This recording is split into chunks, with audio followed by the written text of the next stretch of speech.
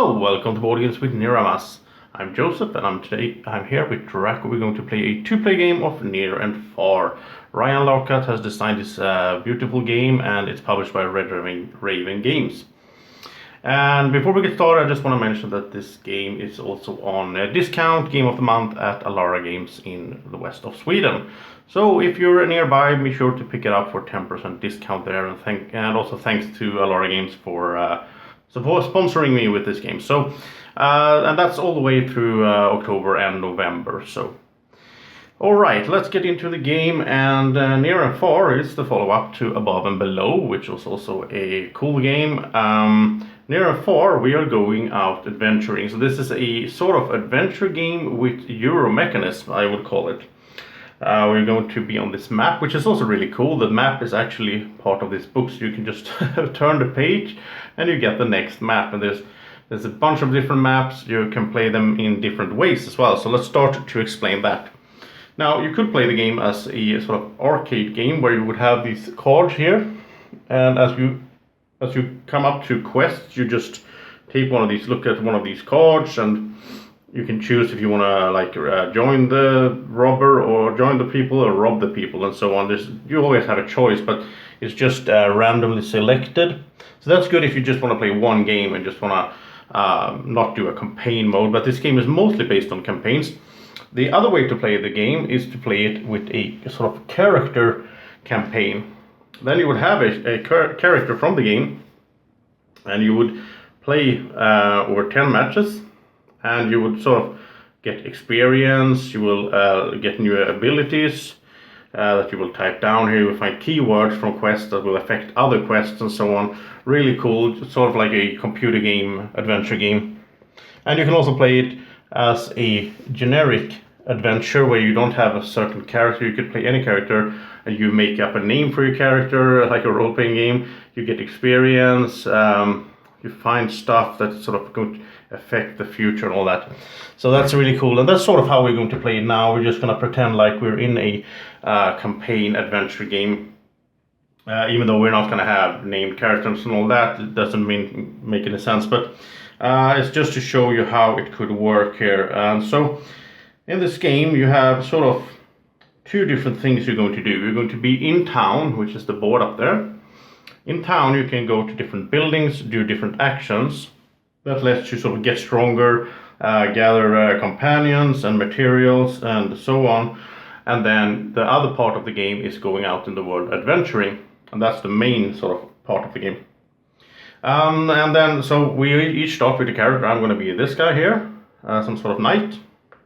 And Draco, of course, wants to be the lizard guy. This is sort of the closest to a dragon that he could find in this game. So well, let's get started. We each have a player board. We have some coins to start off with. We're going to pick up sort of special items that we can carry around, having some pack animals helping us carry. We're going to pick up companions that will join our party. And we have these little tents that we're going to be building out in the world. Once some one of us have built all of their tents, then the game end is triggered. And Draco has the same thing over here, of course. We each start with a little dog here that has a companion, or it could be a cat, depending on your preferences. And then we're going to get better and better companions as we go. I want to show you one thing of the setup though, because we each start with two advanced sort of quests that we have, or artifacts as they're called. And we're going to be able to choose if we want to keep both of them or none of them or one of them. And we have they have points, they have the cost, they have special abilities and all that. So we're going to figure out that, but we're going to do a draft in the beginning of the game before the game starts, and that's why I wanted you to be here on the setup. Because I'm starting here with, let's see, 5 of these sort of basic artifacts. And I have to pick one, and then I have to send the other 4 over to Draco, and he will do the same, and we will go back and forth until we finally have a hand. So this is just a standard draft, but that way I can sort of form a strategy of cards that work well together. Well, like this one, this card, special ability, is that I can visit a building in town without having to do a duel, because otherwise normally if there's somebody there already you have to do a duel, see if you can do the action. So that one goes really bad together with this one that is +2 to duel rolls. So I don't want to have both of those. So let's say I start with this Iron Hound. It will give me an extra heart, which is sort of health and time, and a skill symbol, which will help me as well. It costs 3 coins, and this I have to be at a +4 reputation. You're going to go up and down in reputation depending on the choices you make. So also this doesn't go well together with the gun that has to have a -1 reputation. So okay, let's say I take this one. I'll send the other ones to Draco, and he's looking at his cards. Now let's see, let's look at his special card first. And so he has the Crown of Cruelty. This one takes requires 5- in reputation. So if he wants to go for that, I don't think he wants to go for that. I think he will throw this one away. I will keep this one because it's kind of hard to get to minus reputation in this game. Most things you do tend to give you positive reputation. So let's say he would also like. Let's say he wants this one. He gets 2 food when he visits the stables. The stables is a place where you can pick up a bird or a turtle. They will help you carry special treasures around that gives you bonuses. So let's say Draco wants to do that, so he'll keep this.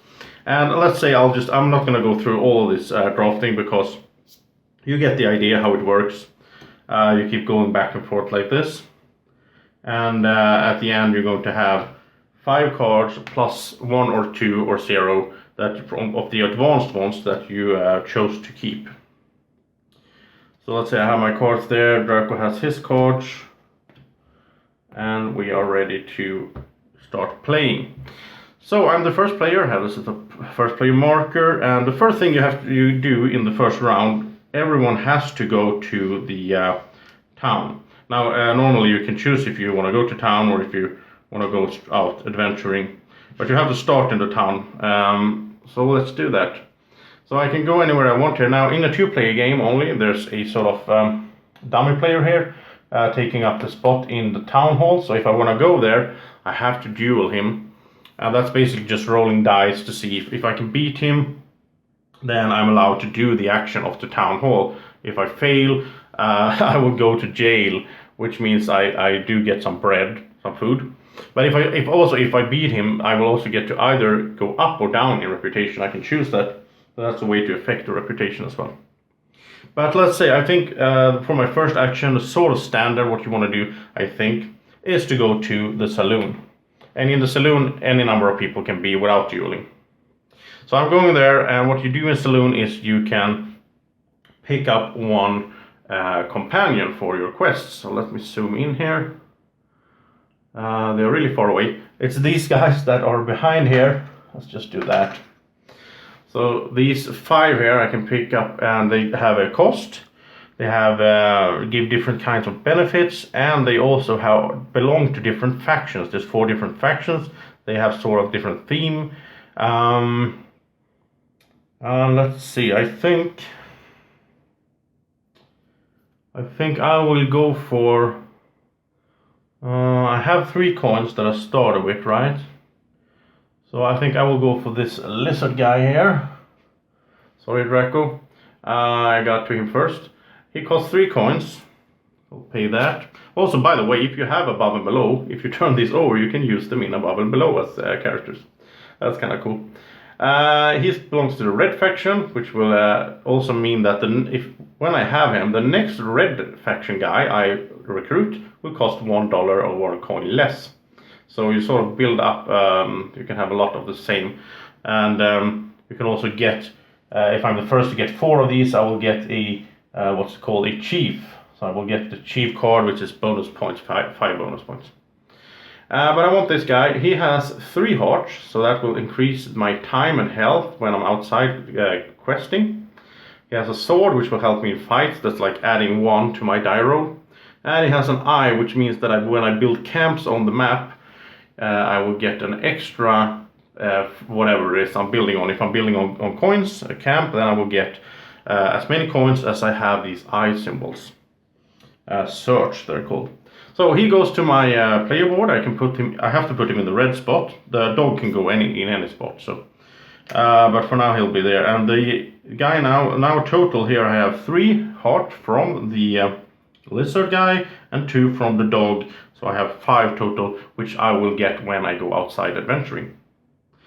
Okay, so that was me picking up him, and we will also refill. There will always be 5 guys up here, and I have a bag here. And so we have, I don't know what this is, some other guy from the blue faction is up there ready to be recruited. And so that was my action. That was my turn, and now it's Drago's turn. And he also has to start in the town, of course, so he can go anywhere he like here. And I think he is going to do it a little bit different here, because I think he would like to pick up one of these, either a turtle or a bird, to help him carry around a treasure. But to do that he needs food, so he's going to go to the farm first off, where he gets 1 food per skill symbol he has. And now he only has 1 because of the dog there, gives him 1 skill symbol, but he'll get 1 food, one of these breads here, like that. And so it's my turn, and I think I'm going to go out adventuring right away. Yeah, well, I will do that. So when I do that, I will first of all look at how many hearts I have here. I have 5, so I'll put my meter up to 5. And that means now I can go out do stuff, but I have a movement restriction. Right now I have, as you start with, I can move 2 spaces. But for each space that is empty that I move past, I will have to pay a heart. It's sort of like spending time. And to build a camp, it would cost me 3 hearts. So let's see, where do I want to go? We both start here in Fernmore on this map. This is the 3rd map, I think. And then we can go anywhere here. These little books here, they represent quests. When you go to them, you're the first there, you're going to pick it up, you're going to have a quest happening, which is really exciting. Okay, so let's see, I start here, and I want to go... I'm gonna go straight for the quest, so I'll go here. Now, I'm not passing by any empty spaces, so it doesn't cost me any hearts.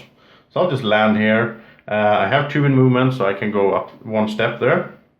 And now the quest will happen.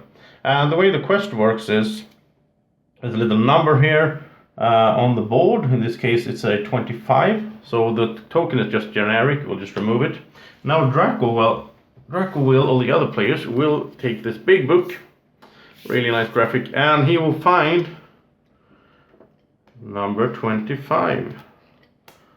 And there's a bunch of quests here, and this is where the game really shines, in my opinion, because there's a bunch of Euro games like this. I mean, there's a bunch of, you recognize a lot of the game, but this whole choose your own adventure, that's where it gets really fun. So you have all this stuff here, and you always have a choice. So Draco will read this to me. Well, I will read it myself, because Draco is over there. Right, you meet a masked traveler in a yellow cape from a distant land, wielding an iron spear and curved sword. So now I can choose. I can, if I get to skill 7, well, let's take a look at I have 1 skill symbol, which means I would have to roll 6, or I can also spend hearts to increase that die roll. So skill 7, I can convince the man to join me. The traveler is intrigued by your cause and agrees to join you for a time. The Copper Empire is sending soldiers into this land, so perhaps it's safer to travel together, he says. And the system is like this. If I get a skill 7 when I roll, plus whatever symbols I have, plus eventually some hearts that I give up. If I get to 7, I will complete sort of the quest at hand, and I will get something. But if I get the +2, if I get all the way up to 9, I will get a bonus as well. Or I could choose, instead of this, I could choose a Combat 6 quest. That is, attempt to rob the traveler when he camps. I probably need this more than he does. You say to yourself as you take a small purse from the traveler's tent. The leather purse has the image of a laughing face on it, and where you touch the leather, your skin burns. You try washing using ointment and rubbing mud on it, but nothing works. And so that's Combat 6. Well, I have 1 sword here, so I only need to roll a 5 to get up to 6. Plus I can spend hearts. If I get to 8, I will get a bonus. There's always that system with +2. Draco or the other player would read this to me, so I don't know what will happen depending on what I choose. I would be guessing that robbing him is gonna get me minus reputation and sort of make me a villain.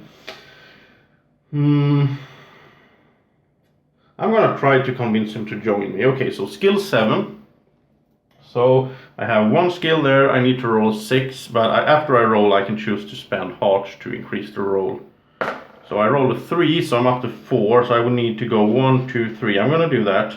That means I complete this. If I go 2 more, I would get the bonus. Yeah, let's do that. Okay, so I got 9 in skill. So what happens is that I will get 2 plus reputation up here. So I move up, and this is also points. The higher you get there, the more points you get. You get minus points if you're on the lower side. And then I will get the Masked Warrior card. So now I'll get sort of a companion that he will follow me around. And these are just open like this. I will just find the Masked Warrior in here. And there's a lot of stuff you can find here, of course. Where is it? It's probably the last card, right? There it is, Masked Warrior. Okay. So he will provide me 1 sword, and each time I roll for a duel, I may reroll once. That's really cool. Now, there's not that many duels in a 2-player game, but yeah, having 1 sword extra is cool. And so he goes to the side here. I have a companion. I'll just tuck him in like this in my board. The Masked Warrior that I convinced to join me. So that was my quest, and as you can see, there's a bunch of quests out here, and they all vary from map to map. So that's what I really like about this game. It's really fast and quick as well. There's not that long stories. There's not multiple choices. It's most of the time it's, do you want to do the good or the bad thing, sort of. But of course you have to complete it as well. So that was my turn, and now I'm out of hearts, which means the next time it's my turn, I can either move 1 space and then not do anything basically, because yeah, I don't have any hearts, I can't build a camp and so on. Or I could go back into town. You can go to town from any place on the board, and when you go back out into the world, you always start here. So it's like teleporting there. But that's how it works. Okay, so that was my turn, and now it's Draco's turn, and he's planning to be a bit more prepared before he goes out into the world. I just ran out there and did a quest. It could have gone bad, of course. So Draco, he is going to go to the stables, and he's going to spend his 1 food to pick up this packing bird. And the packing bird also has this symbol here, which means now Draco can move an extra space. So he can move 3 spaces when he goes out in the world. And so it will go over here. You can have 3 of these, and now he can also carry a special ability here that he will get from a treasure card over there that we will pick up next turn. So it's my turn again, and now I need to return to this town because I don't have any hearts left. And you always go to 0 heart. You always put them to 0 when you go to town. And I think I don't have any money either. Okay. So what I'm gonna do is I'm gonna go over to the mines. I have to move this a bit. And so in the mines, there's a system here of how you can work your way down into the mines, and it takes skill. And I only have 1 skill, so I can only go to the number 1 slot here. And then you take a look at where you are here. The number 1 slot will give you 1 gold. Number 2 here will give you a ruby and a gold. It's sort of like, it goes like that. So I'll just pick up 1 gold by going there. But also, going there means that I can put 1 of my little camps on this slot. I'm not going there really, I'm going to sort of up here. Or there. And so I have 1 camp down there. And that means I've started, I'm sort of on my way to getting all my camps out and ending the game, and you will get points for each camp you have out. Also, I uncovered a coin there, so I'll get an extra coin from that, so I have 2 coins now. So that was my turn. Now it's Draco's turn, and let's see what he will do. Well, he has a packing bird, so he's going to go over to the Mystic's hut. And the way the Mystic's hut works, this board is 2-sided. There's a basic and an advanced version, but I recommend you just play on the advanced version. Yeah, because there's not that many differences. One of the differences is that when you go to the Mystic's Hut, you get to take 3 cards and choose one. On the basic side, you just take one, but that's boring. So let's take 3 cards for Draco. I'll see what he got. So he got a clay mask. When he gains or loses reputation, he may ignore the reputation gain lost. Okay, so he can sort of have this and do bad stuff and still remain at the positive reputation. That's kind of cool. Or he can do get the letter. Let's see. Letter of recommendation. You may pay 1 food to visit an occupied building without dueling. Okay, so if he wants to go to the mines now, I'm already there. Normally he would have to duel me to see if he can do the action, but if he has the letter of recommendation, he can just go straight in. Or he can go for the frosted cake. Oh, Draco likes cakes, you know that. Gain 1 food when you recruit an adventurer. He's gonna get this one. That means that he will get food each time he recruits an adventurer up there, which also means that he can use that food to get more packing birds. He doesn't have to go over to the farm to get food. So he likes that, and he's going to get this one, and he will have his little packing bird carry the cake around for him. I wonder how that's going to work. I mean, Draco is going to eat the cake, obviously. I mean, just look at him. So, I don't know. I mean, the packing bird is going to have to run, you know, to stay away from the dragon. But okay, that was Draco's turn, and now it's my turn. And now I do have some gold. And, you know, I have all my artifacts. Draco has as well. His cards, and these can be built at any time. They are free action. So let's say I would like to build the Iron Hound to get another heart and another skill. I would need 4 reputation. Well, I'm up to 2 already, so it's not that far away. I would need 3 coins. Okay. But you know what? Yeah, I'm gonna go out in the world again. I'm gonna go adventuring again. So I'll head out, and the first thing that happens when you do that, you count your hearts, and I still have 5, so I get to 5 hearts, and now I still have 2 movement. Nothing has happened there really, but I have an extra sword from here, so if I need to fight, I have 2 swords, and I can move 2 spaces, and I think I'm just gonna move 1 space over here where I was before, but now I have the hearts needed, so I can pay 3 hearts to build a camp. And once again, when I uncover that tent, I'll get another coin, so that's nice as well. And so when I build it here, now as it's a coin symbol there, I would get as many coins as I have the search, the eye symbol, and I have 2, so I'll get 2 coins for doing that. So that's really nice. Now I'm loaded now, and that's good because then I can go recruit more people the next round. Or I could continue moving, but now I only have 2 hearts left, so it's not that much I can do. Okay, so it's Draco's turn, and I think he's starting to feel ready. Yeah, he wants to recruit someone now, because he will also get the food because of his bonus card here. So he's heading over to the saloon, and let's see, who would he like to recruit? He only has 3 coins. I think he will take... Yeah, he will take this guy. So Draco will recruit this guy into his party as he belongs to the blue faction. He has an eye. Come on, focus. He has an eye, he has 3 hearts, and a skill symbol, so that's good. So Draco has to pay 3 for him, of course, and since he recruited, he'll instantly pick up 1 food as well. And so he goes down in the blue section of Draco's board, over here. And so we will also, let's not forget that, we'll refill up here, so we always have 5 travel companions that you can recruit. So we got some other guy here that we can recruit later on.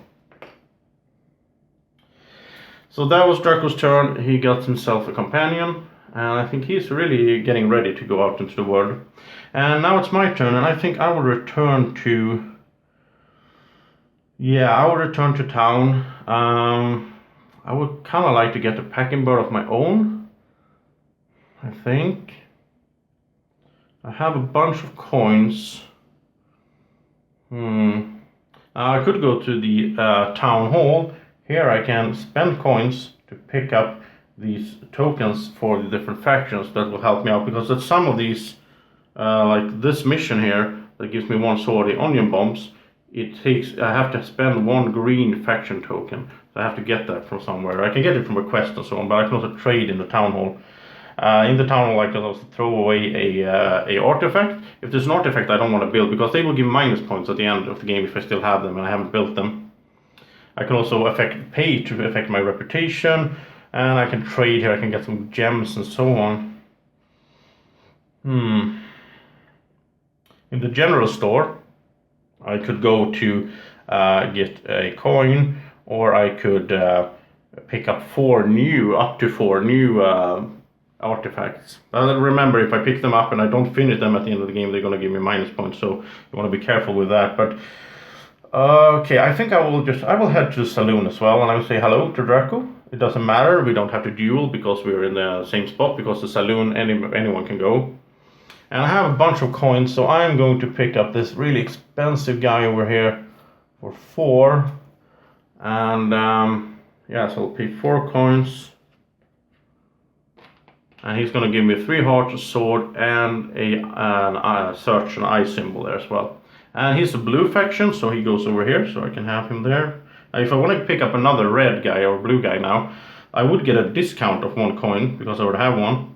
But I would have to just sort of choose which one is with me when I go out on the adventure. The other one has to be on the side, and it's not working out. It's not giving me any benefits that when he's on the side. But the cool thing with that, I'm going to 0 by the way, since I went to town. The cool thing with that is that you can have a bunch of companions, and depending on what you're planning to do when you go out on the adventure, you can choose who is going to join you. And you can of course have 4 here. I mean, I think I'll probably get rid of the dog in a while, because there's stronger guys. Okay, so that was my turn. I recruited, and now it's Draco's turn, and now I think Draco will go out into the world for some adventuring. So Draco will check his hearts here, and he has 2 from the dog, 3 from that guy, so he has 5 as well here. And he will, let's see, he can move 3 spaces because of his packing bird here. Also, normally, when you pass by, let's see, there's none real close here. Oh yeah, there's over here, there's an outlaw symbol. When you pass over though, you have to fight a bandit or an outlaw. But they get stronger and stronger as we go. But also if you beat them, you get to place a tent there, which is good as well. But I think Draco will do that. He can move 3 spaces. But yeah, I was gonna say, if you want to go over one of those outlaw spaces and you want to ignore it, you can sacrifice a packing bird. So that's a way to use them as well. But he's gonna go 1 and 2. And first of all, he went by a empty space, which means he will have to pay 1 heart. Like that. That's what this symbol means. And then he also went past this outlaw space. So he will have to fight the first outlaw in the stack, and that's this guy, the bandit. As you can see, the next one is 5, this is a 4. So Draco needs to roll a 4 or higher to beat him. And Draco, let's see, what does he have? He doesn't have any swords. Wow, that's kind of risky for him. But okay, he doesn't have any swords, but he will try to beat the bandit anyway. So he needs to roll 4. Oh, there we go. There's a 4 for Draco, and so he beats the bandit, and he gets to keep him. So he will be worth 1 point at the end of the game. And Draco will also get to place one of his tents here. And Draco then uncovered 1 coin, so Draco gets a coin here as well. Since he removed that first tent over there. Okay, so that was good for Draco. He beat the bandit and he got to his destination, and now he will do a quest at 18 here. So now I will read for Draco. Let's see what he gets to choose from. Right, so Draco, you meet a scaled white, deer-like creature with long thin horns of red. The creature limps, and you notice that its front leg is cut and bleeding. Okay, do you want to charm the creature into letting you help it? That's a skill 7 test. Or do you want to combat and take the creature for meat? That's a combat 5. Let's see, Draco has 2 skill. He has 2 skill already, so... yeah, he doesn't have any fight, so basically it's the same thing for him to get the skill 7 or combat 5. But you know what? Draco is feeling hungry. He wants to eat that creature. So he's gonna take the creature for meat. He needs to get a 5 in combat. Okay. So Draco doesn't have any swords, so he starts at 0. He has to roll a 5. And he rolled a 3. So then he'll spend 2 hearts to increase that to a 5. And he beats the creature, or chops it up. Okay, at least you know you will be well fed for a time, it says here. So Draco, yeah, you met some creature, you ate him. Okay. And so Draco will get -2 reputation because it's not looked that good upon to just eat people that you meet. So he's at -2. This could be good. I mean, if you had this artifact that required minus reputation, you could do that. But now he was just hungry. And also he'll get a green faction token. So he'll get one of these. This means that he will get a discount also when recruiting people that belongs to the green faction. And he can spend it to complete an artifact and so on. And he will also get 3 food, of course. Of course he gets some food when he ate that guy. Or the creature. So he gets a fish even. That's a 3 food. The fish. So Draco has the fish. And he has some bread from before as well. So he has a lot of food. And maybe now, I mean, Draco is going to be on the lookout to find some cards here that let you sort of use food for something. Maybe you can turn food into gold or whatever. Okay, so that was Draco's turn and he's here, but he only has 2 hearts left. He can't build a camp here. He would like to have done that, but okay, he can't do it. So that was his turn and now it's my turn. And yeah, I think you sort of get the grasp of this game, how it works. It goes back and forth like this in a 2-player game. You move around on the map, you try to get to the quest first, pick them up, do the quest, get to choose things, which is really fun. You read the stories to each other, you pick up new people to join your party, you get stronger and stronger, you get more hearts, more movement, you can move around further around on the map. And once someone has put out all their tents, then the game ends, you do the score calculating. If you're playing a campaign mode, then you're going to sort of add up the points for each match, and you play 10 games, and then you see who is the total winner. But and you also get experience points for doing quests and all that stuff. So really fun game, adventure style game, but also it's sort of classic sort of Euro mechanism. You need to get resources and you spend them for different things. You need to get like companions that have swords and so on, so you can be fighting, you can roll easier. Really fun game, and I can really recommend Near and Far. So thank you so much for watching this run through, and I hope you have a great evening or morning or whenever you're watching this. Take care, bye bye. Breathe in. Look into these eyes. Subscribe to the channel. Now, exhale.